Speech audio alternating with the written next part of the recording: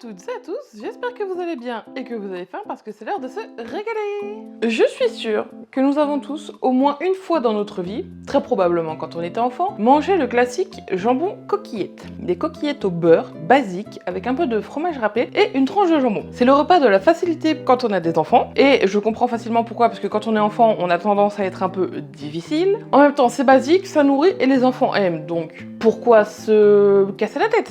Le problème, c'est que quand on est adulte, on a quand même un palais un peu plus développé, même si on aime toujours les plats d'enfants. C'est pourquoi, aujourd'hui, je vous propose une version un peu pimpée du jambon coquillette, qui plaira toujours aux enfants, mais qui saura aussi ravir vos papilles. Il s'agit d'un risotto de coquillettes avec, du coup, du jambon. Je vous affiche la recette ici, j'ai déjà préparé tous mes ingrédients, j'ai pesé mes coquillettes, notamment. J'avais prévu de faire ça pour 2 personnes, mais c'est chiant de tout diviser par 2, donc au pire, je congèlerai des parts, c'est pas grave. Et je vais commencer par la préparation, je vais hacher mon oignon, mon ail et couper mon jambon. Pour ça, il me faut un couteau et une planche. Alors, par quoi je commence? Le jambon ou l'oignon?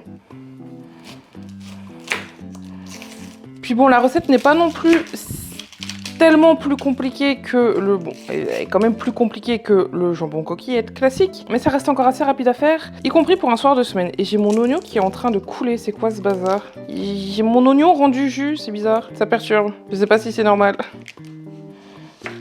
Aujourd'hui, du coup, j'y vais vraiment avec la méthode rapide, je vais même utiliser le mixeur ici. Comme ça ira pas trop long à faire. C'est mieux quand c'est pas trop long, je préfère. Quand c'est trop long, c'est fatigant. Alors, hop. Et mon ail. Ça colle au doigt. Pourquoi est-ce que j'arrive pas à te peler? Il y en a un qui est pas très coopératif, dis donc. Ah, j'ai les oignons qui commencent à me brûler les yeux.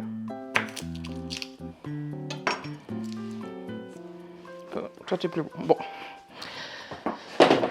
C'est pas grave, il y aura qu'une gousse d'ail. De toute façon, c'est pas ce que je préfère. Parfait. Ça, c'est tout coupé. Un petit coup de nettoyage. Je vais rincer la planche aussi, comme ça, il n'y aura plus d'oignons dessus quand je couperai le jambon. Alors, mon jambon à couper en fines lamelles, et comme ça, après, on pourra passer à l'arrière pour la cuisson.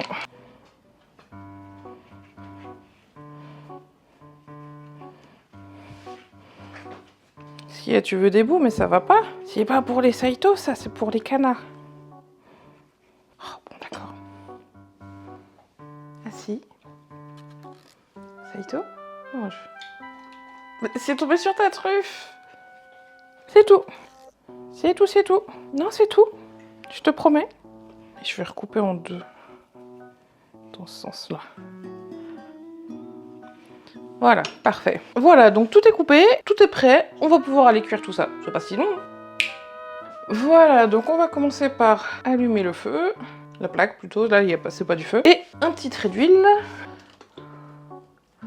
Pour faire revenir les oignons et l'ail. L'oignon et l'ail plutôt, vu qu'il n'y en a qu'un.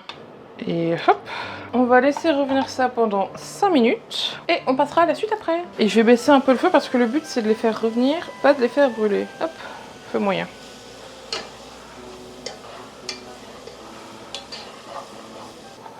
Parfait, ça fait 5 minutes. Oula, ils ont même un peu commencé à dorer. Bon, je sais pas si c'était le but. Je me souviens plus. On va ajouter les coquillettes. Hop.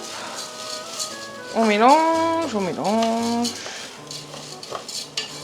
Et on va les laisser dorer pendant 3 minutes. Voilà, il ne nous reste plus qu'à ajouter la première fois l'eau. Un demi-litre, ça mouille à hauteur, c'est parfait. Et mon bouillon. Normalement, il faudrait préparer une grande casserole avec 1,5 litre d'eau ou 2 litres d'eau et du bouillon déjà dilué, mais bon. On va essayer de limiter la quantité de vaisselle. Ce serait pas mal. Et je vais quand même saler et poivrer un peu parce que on n'est pas des sauvages, on a le droit d'assaisonner. Hop, une pincée de sel, un petit peu de poivre. Et on va laisser absorber tout ça gentiment.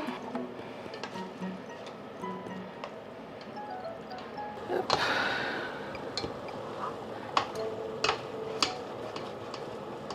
Alors on essaie de faire en sorte que ça colle pas au fond quand même. Et on ajoute une deuxième fois de l'eau. Je pense qu'il en faudra au moins 2.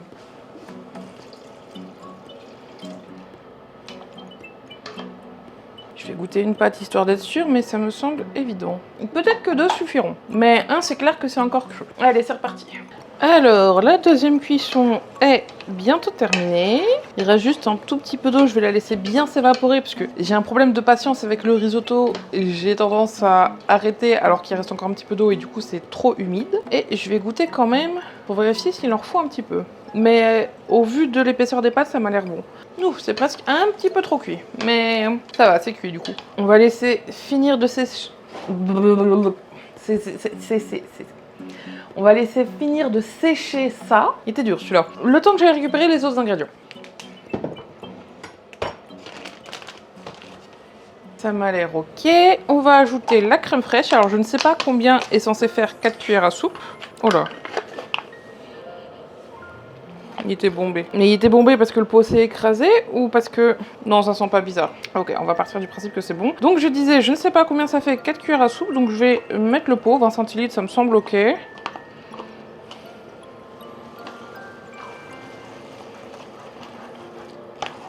Alors, ensuite, le jambon.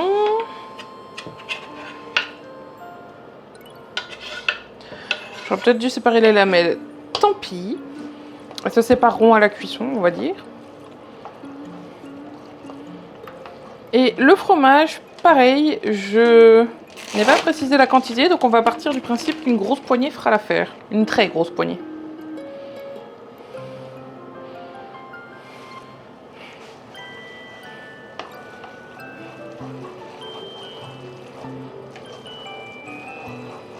Alors, petit check d'assaisonnement.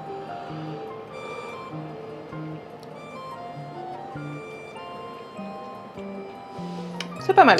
Et voilà, notre tambouille est prête. C'est pas vrai, c'est du risotto, mais ça ressemble un peu à de la tambouille. On coupe le feu et on va aller déguster ça.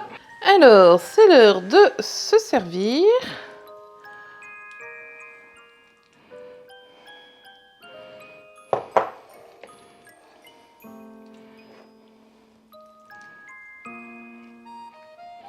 Allez, une petite troisième. Voilà. C'est chaud bouillon. Et de déguster. Donc, on reste sur du classique jambon coquillette, hein, mais tout filandreux, un peu crémeux et pas préparé de la même manière. C'est chaud.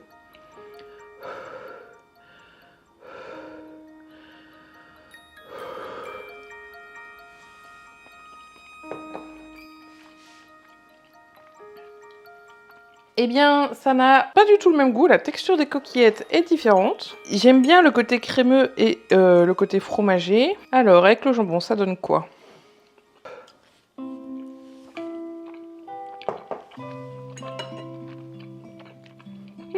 Eh bien, c'est une très bonne alternative aux pâtes au beurre. Moi, j'approuve. Je me souviens plus d'où j'ai noté cette recette, mais elle est validée. Je suis contente de ne pas avoir mis plus d'ail, en vrai. Une gousse, c'était bien. Et du coup, je vais aller manger ça tranquille et il m'en restera plein pour ce soir et éventuellement demain, je sais pas. Ou peut-être que j'en congèlerai, je sais pas, je verrai. Sur ce, si cette vidéo vous a plu, n'hésitez pas à commenter et à liker. Vous pouvez aussi vous abonner si ce n'est pas déjà fait. Pensez bien à activer la petite cloche pour recevoir toutes mes notifications, sinon vous ne les recevrez pas toutes. Pour plus de contenu de ma part, vous pouvez me retrouver sur Twitch tout au long de la semaine et sur ma chaîne littérature occasionnellement. Tous les liens sont dans la description. Je vous souhaite un excellent week-end, régalez-vous bien et à la prochaine pour une nouvelle vidéo. Ciao!